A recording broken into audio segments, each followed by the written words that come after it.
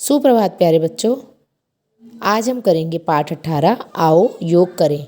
इस पाठ में हम जानेंगे कि किस तरह से हमें योग करना चाहिए, उस टाइम हमें क्या क्या सावधानी बरतनी चाहिए और किस आसन में कौन सा योग किया जाता है, और इसमें कुछ प्रमुख योगाभ्यासों के बारे में भी बताया जाएगा। सबसे पहले हम देखते हैं कि योगाभ्यास करते समय याद रखने वाली कौन सी मुख्य बातें हैं।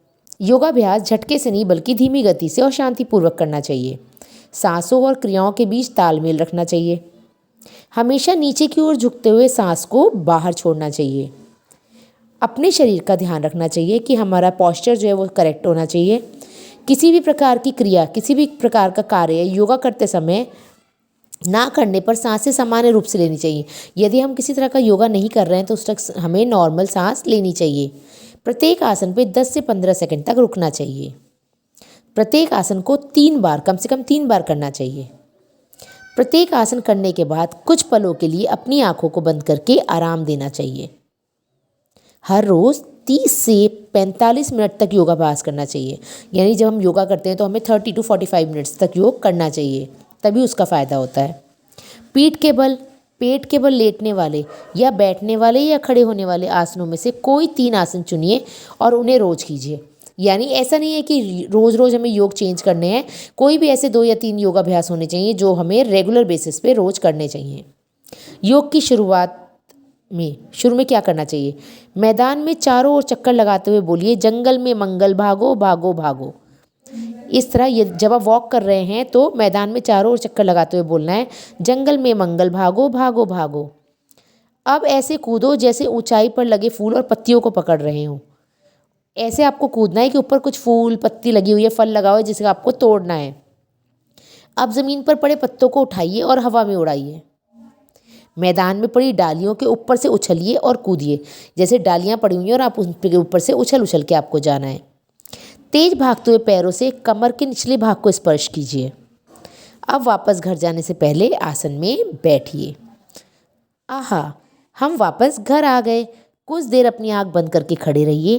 3 बार गहरी सांस लेते हुए सारी थकान को दूर कीजिए। इस तरह आपको अपनी सारी थकान को दूर करना है। लगातार योगाभ्यास नहीं करते रहना, क्योंकि लगातार योगाभ्यास करने से हम थक जाते हैं, तो बीच बीच में हमें रेस्ट लेना चाहिए। अब हम बात करते हैं कुछ प्रमुख योगाभ्यासों की। सबसे पहले वृक्षासन। वृक्षासन करने में हमें सबसे पहले क्या करना होता है? सबसे पहले सीधे खड़े हो जाइए और पैरों के बीच कुछ दूरी बनाइए। पैरों को आप जैसे खड़े होते हैं तो उसमें पैरों के बीच में कुछ गैप मेंटेन होना चाहिए। अब बाएं पैर के तलवे को दाएं पैर के घुटने तक मोड़ते हुए रखिए। ऐसे एक पैर सीधा और दूसरे पैर का जो तलवा है वो यहाँ पे रखना चाहिए। हाथों को नमस्कार की मुद्रा में सीने के सामने रखिए। अपने चेस्ट के बिल्कुल सामने आपको हाथ जॉइंट करके रखने हैं। अब दोनों पाँवों को सिर से ऊपर की ओर ले जाइए। अब दोनों पाँवों को सिर से ऊपर इसी पोस्चर में ऊपर ले जाइए। इसी अवस्था में कुछ देर शरीर का संतुलन बनाए रखिए। संतुलन यानी आपको एक पैर पे ही खड़े रहना है और इस तरह संतुलन बनाना है कि आप हिले ना और गिरे भी ना। अब इस क्रिया को दूसरे पैर से फिर से दोहराइए। अब आपने जैसे इस पैर को यहाँ रखा हुआ है, अपोजिट करना है अब इसको, यानी इस पैर को सीधे करना है और इस पैर को थाइस पे रख के करना है। Next is trikonasana. दोनों पैरों के बीच 1 मीटर का अंतर रखते हुए सीधे खड़े हो जाइए। अपने हाथों को कंधों की सीध तक ऊपर उठाइए। ऐसे सांस धीरे धीरे लेते हुए दाईं ओर झुकिए। दाएं हाथ से बाएं पैर को छूने की कोशिश कीजिए। अपोजिट हैंड से अपोजिट लेग्स को छूना है।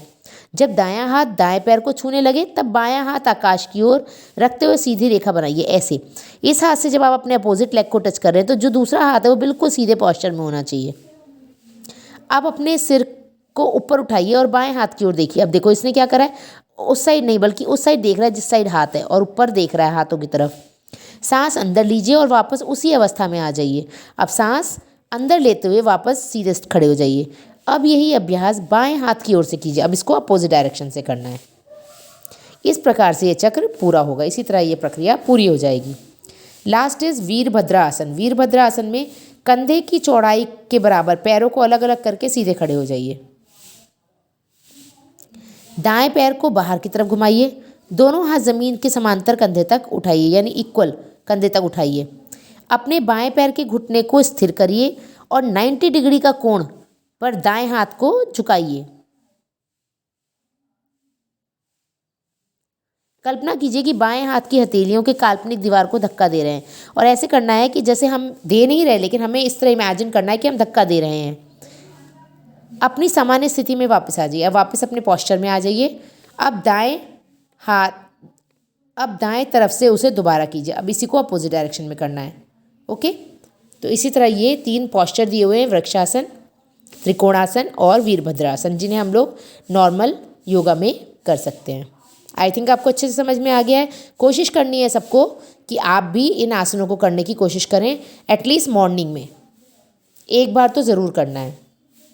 ठीक है, धन्यवाद। आपका दिन शुभ हो।